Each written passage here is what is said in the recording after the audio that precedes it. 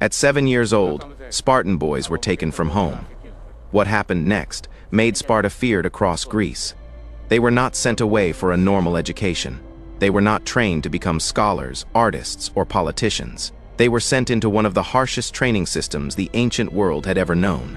A system designed to create one thing: warriors. For centuries, the name Sparta carried a unique meaning across the Greek world: discipline, strength, endurance, fear. Between the 5th and 4th centuries BCE, Spartan hoplites were considered the most powerful land soldiers in Greece. Their battlefield reputation was built through victories at places like Thermopylae and Plataea. Their enemies knew something about Sparta. A Spartan soldier did not fight like an ordinary man. He was trained from childhood to obey orders, endure pain, and stand with his brothers until death. But this strength was not created by nature. It was created by a system.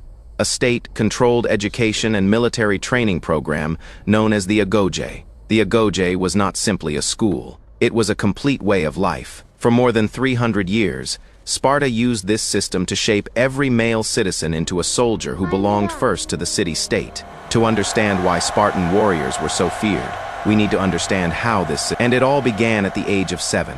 In Sparta, childhood did not belong to families alone. The state controlled the future of every citizen. According to ancient accounts, the legendary Spartan lawgiver Lycurgus believed that raising citizens was one of the greatest responsibilities of the government. When boys reached the age of 7, they were removed from their homes and placed under state supervision. They were organized into groups.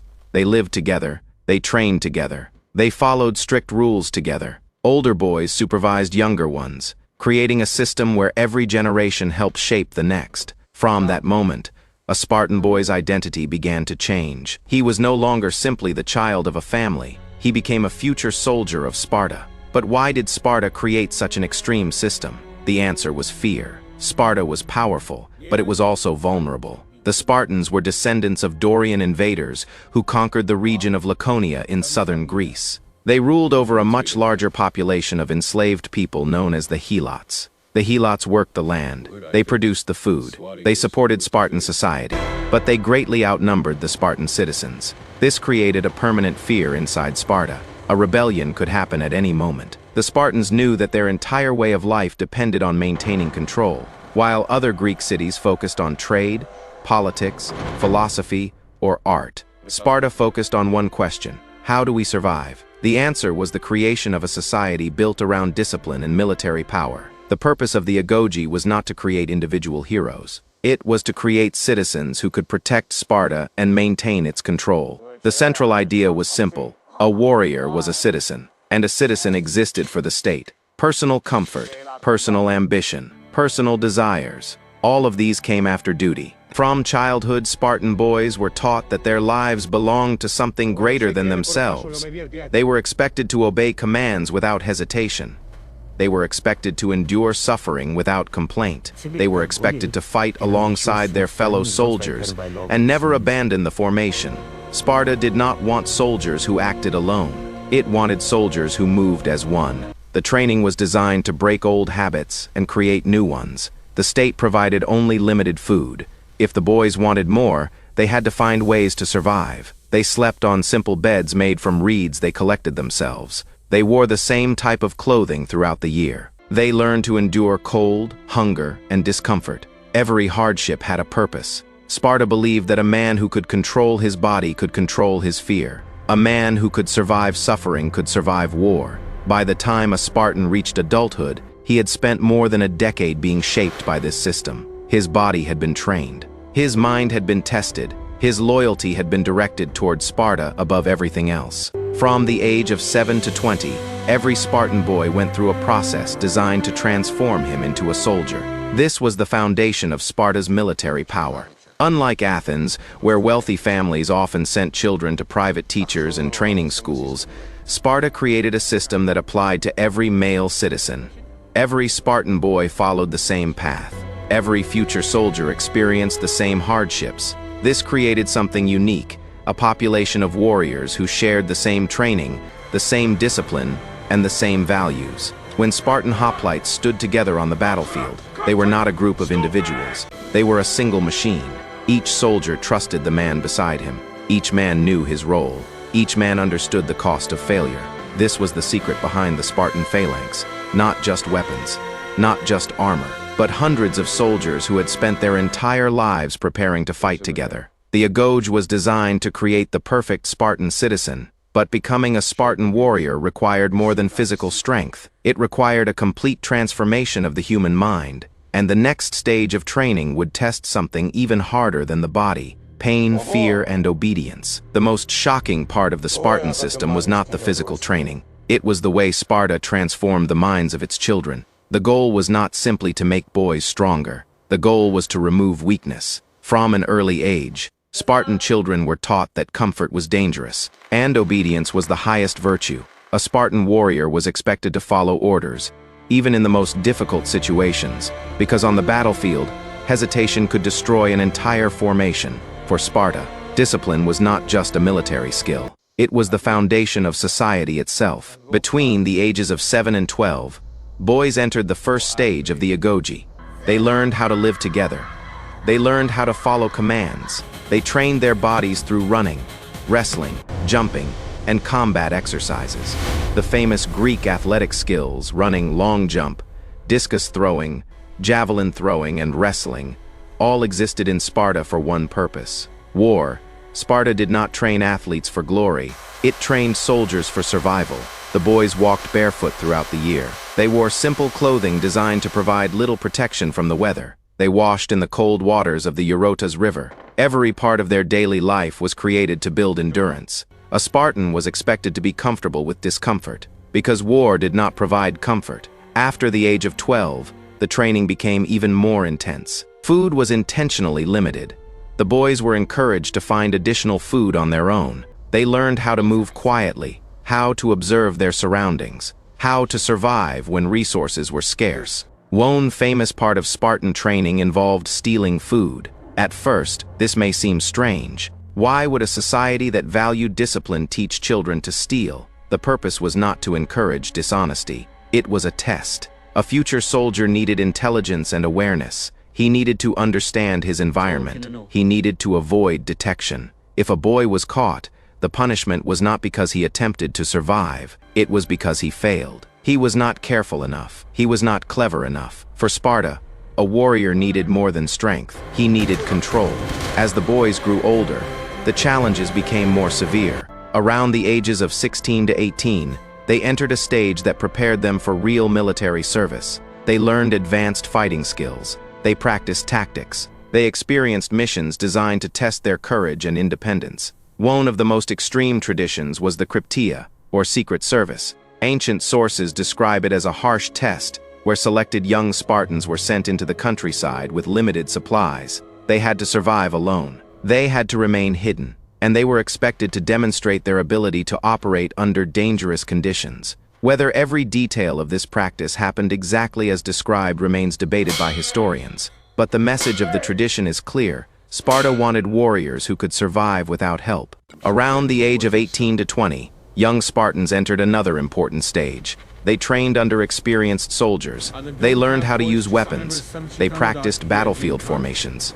They were constantly evaluated. Every test had the same purpose.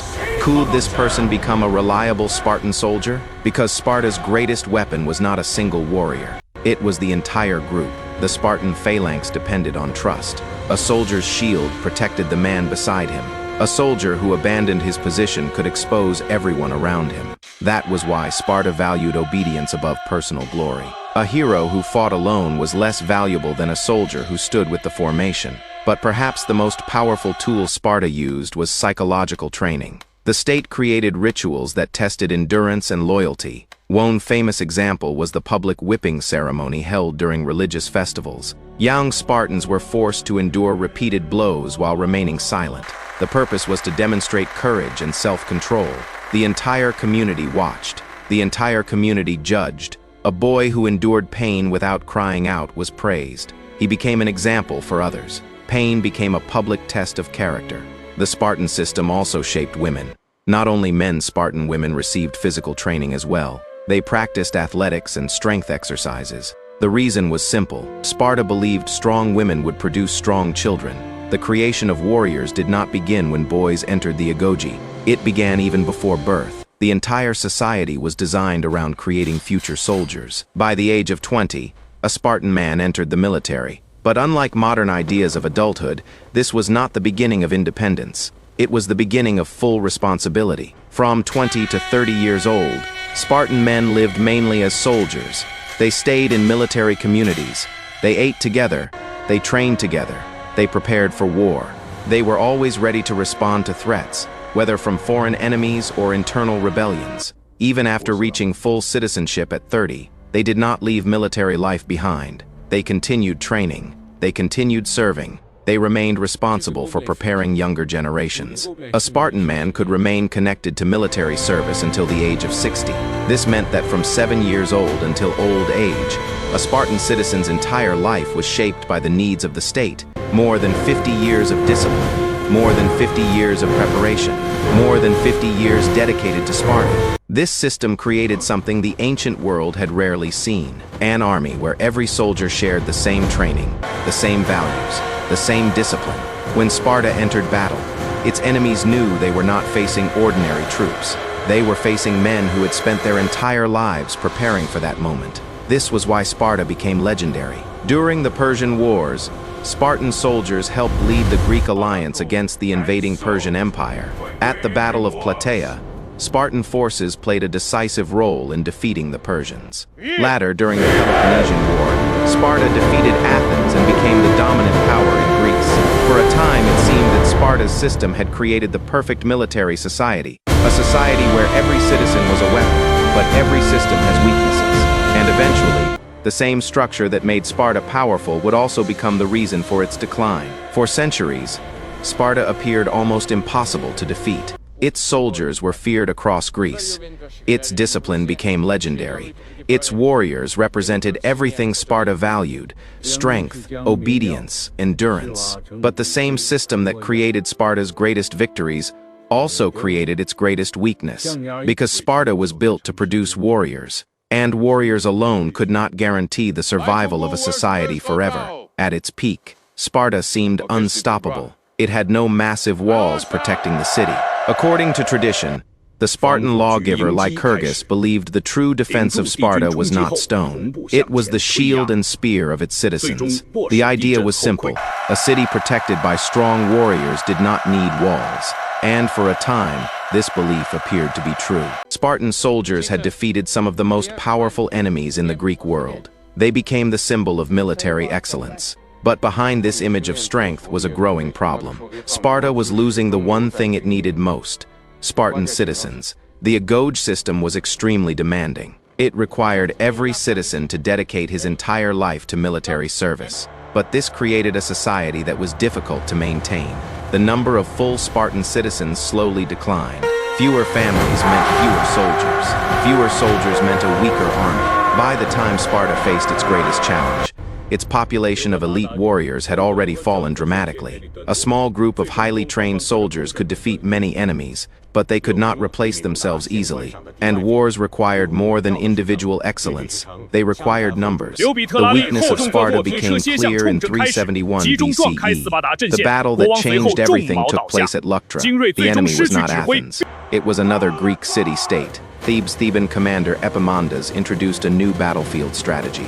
Instead of fighting with the traditional formation, it was a bold decision, and it worked. The Spartan king was killed. The elite Spartan forces were defeated. For the first time in generations, Greece witnessed something many thought impossible. Sparta had lost. The myth of Spartan invincibility was broken. The defeat at Leuctra revealed a deeper problem. Sparta's military system was designed for a different age. The agoge created exceptional soldiers, but it created too few of them. The Spartan army was built around a small group of elite citizens. Once their numbers declined, the entire system began to collapse.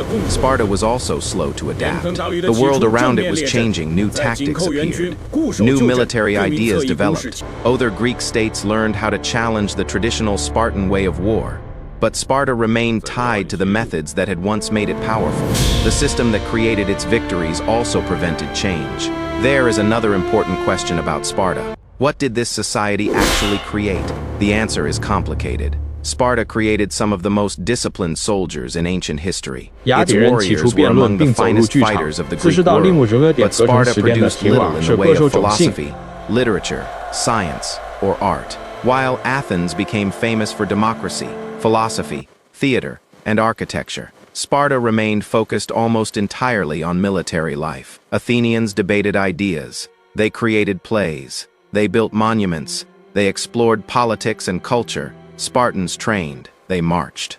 They prepared for the next war. This contrast became one of the most fascinating differences in ancient Greece. The story of Sparta is not simply a story about powerful warriors. It is a story about the cost of creating them. At the age of 7, Spartan boys were taken from their homes. They gave up ordinary childhood. They gave up personal freedom. They gave up much of their individual identity. In exchange, Sparta created a military force that terrified Greece for nearly 3 centuries. The Spartan soldier was not born. He was built. Every hardship, every lesson, every sacrifice, every moment of training was designed to create one result: a man who would stand in battle and never break. But history shows that even the strongest systems have limits. Sparta proved that discipline can create incredible power, proved that training can transform ordinary people into extraordinary warriors. But it also proved something else. A society built only around war may become powerful, yet struggle to survive in a changing world. The Spartan warrior became a legend, but the society that created him eventually disappeared, because Sparta's greatest strength was also its greatest weakness. It created warriors who could conquer battlefields, but it struggled to build a future beyond them. And that may be the deepest lesson of Sparta. The city that spent centuries teaching boys how to become soldiers never fully learned how to create a world after war.